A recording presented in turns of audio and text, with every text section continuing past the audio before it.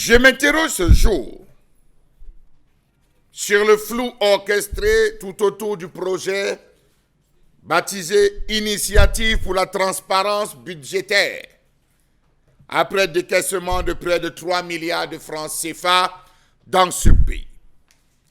Comment comprendre les sommes de dépenses effectuées dans le vide dans ce pays? Le Cameroun s'est engagé dans un vaste programme de modernisation des finances publiques de 2009, date de l'adoption du premier plan de modernisation des finances publiques en 2018 qui consacrait la publication de 2 lois importantes allant dans le sens de la transposition des directives CEMAC dans notre corpus législatif. On a eu la loi 2018-011 du 11 juillet 2018 portant code de transparence et de bonne gouvernance dans la gestion des finances publiques au Cameroun. On a eu la loi 2018-12 du 11 juillet 2018 portant régime financier de l'État et autres entités publiques. Le gouvernement, dans un élan de positivité, avait mis au point une initiative devant permettre aux citoyens d'avoir leur mot à dire au sujet des dépenses des locaux. Lancée en 2010, l'initiative pour la transparence budgétaire devait permettre aux collectivités locales, écoles, centres de santé des régions, de simplifier, analyser et rendre publiques les informations budgétaires. La zone pilote de lancement était la région de la Damawa et du Nord-Ouest. Cette initiative expérimentale visait non seulement à informer les citoyens de l'utilisation des fonds publics, mais aussi à améliorer leur participation à la prise de décision sur l'affectation des ressources à l'échelon local. Il s'agissait aussi de susciter chez les citoyens une demande accrue de transparence et de responsabilisation. La transparence budgétaire se référait à l'étendue et à la facilité avec laquelle les citoyens pouvaient accéder à des informations et des commentaires sur les recettes publiques, les allocations et les dépenses. 10 ans après l'implémentation de cette initiative, nous en sommes où? Bien que les budgets des conseils locaux, c'est-à-dire les collectivités territoriales décentralisées, sont censés être à la disposition des citoyens conformément à la loi, l'accès au budget est un réel défi dans la pratique dans ce pays. Que sait-on de la gestion de la mairie de Douala 5, du budget, de l'ordonnancement des décaissements, de la priorité en termes de projet? Que sait-on? Douala 1er, serpent de mer. Douala 3, à oublier. Douala 4, Douala 6.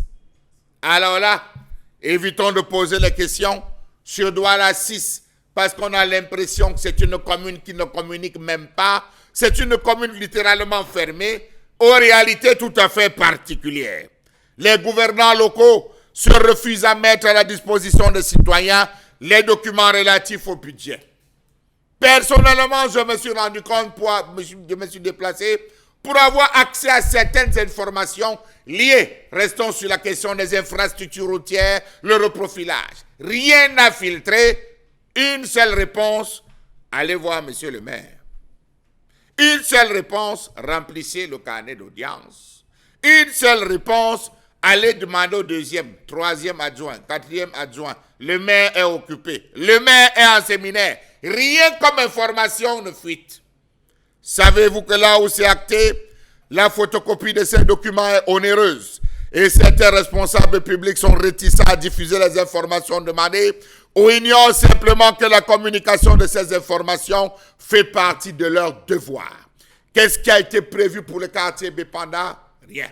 Qu'est-ce qui a été prévu pour le quartier Ndogbong? Rien. Qu'est-ce qui a été prévu pour le quartier Norim? Rien.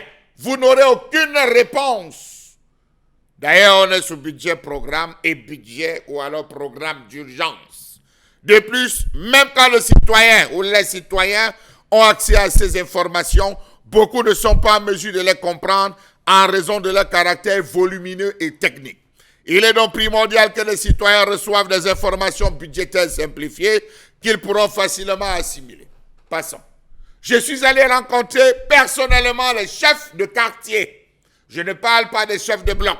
Chefs de quartier à qui j'ai posé la question de savoir, vous étant auxiliaire de l'administration, quelle connaissance avez-vous sur les réalités budgétaires gérées dans votre arrondissement, par votre commune?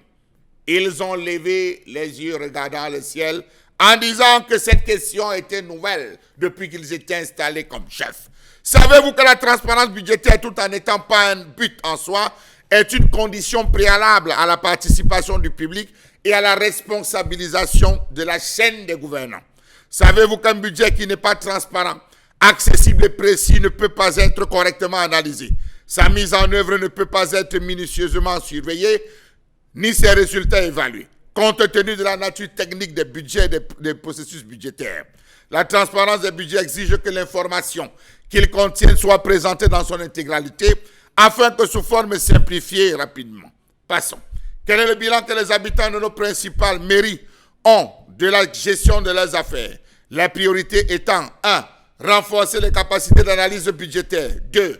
Harmoniser le concept de participation et de transparence afin d'encourager la participation des citoyens dans le processus budgétaire. 3. Promouvoir les normes et standards internationaux régionaux. Développer une stratégie pour mobiliser les ressources. Question. Est-ce que les populations de Douala sont renseignées sur la gestion de leurs différentes mairies? Est-ce que nos pouvoirs publics locaux, les écoles et les centres de santé n'ont jamais eu l'intention de publier les différents budgets? Est-ce que les enseignants ont connaissance du nombre de crédits reçus dans le cadre du paquet minimum? Est-ce que les citoyens se sentent impliqués dans les projets de développement et à la gestion des affaires locales? Réponse non. Parce que les populations ne sont pas celles-là qui élisent véritablement les maires.